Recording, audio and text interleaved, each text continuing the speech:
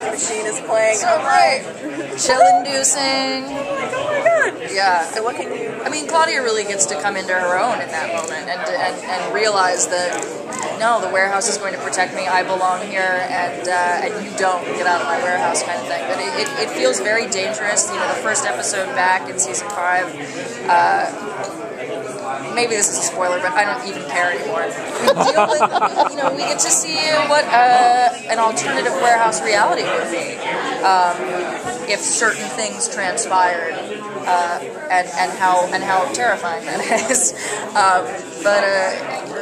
With the main thing with these last 6 episodes is I think the fans are all going to be so satisfied.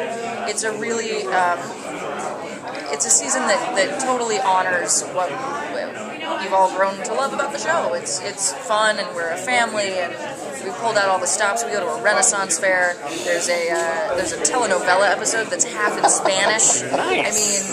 I mean, I sing and tap dance at one point. I mean, it's nuts, and it's great. I've been saying at every table. I cried when I read the finale.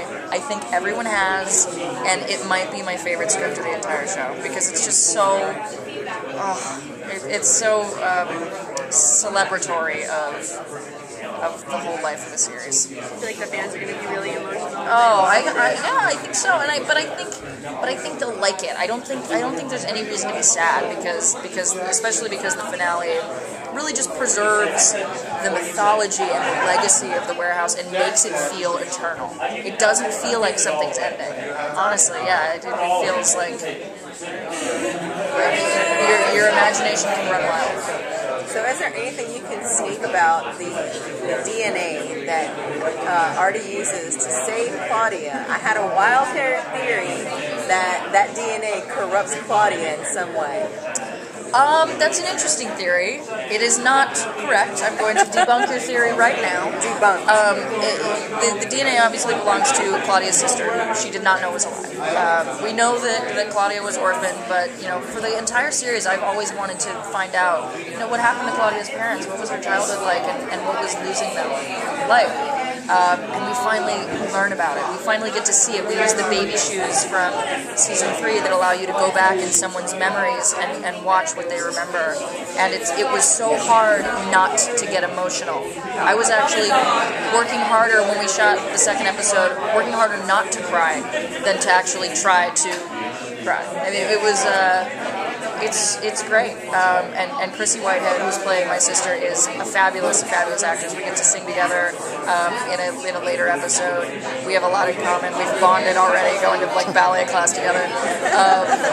It's great. It was important for Claudia this year to learn that there are some things that you can't fix, because she's had the advantage of the warehouse when rescuing Joshua, when bringing Steve back to life. When Artie was Tyler Durden, she realized that I have to stab him, but somehow knew because of her connection to the warehouse that wouldn't kill him. And also, I was talking to a writer yesterday, one of the writers of our show, and there had been a discussion. I'll probably say this on the panel, so it's whatever, spoiler again. No, don't care. They'd been wondering for a while, what would it be like if a person were permanently affected by an artifact? What would happen if we couldn't neutralize the artifact and couldn't rid them of the downside? So that's what I can dangle for you guys with the Claire storyline. Nice dangle. Yeah. Nice dangle. Yeah.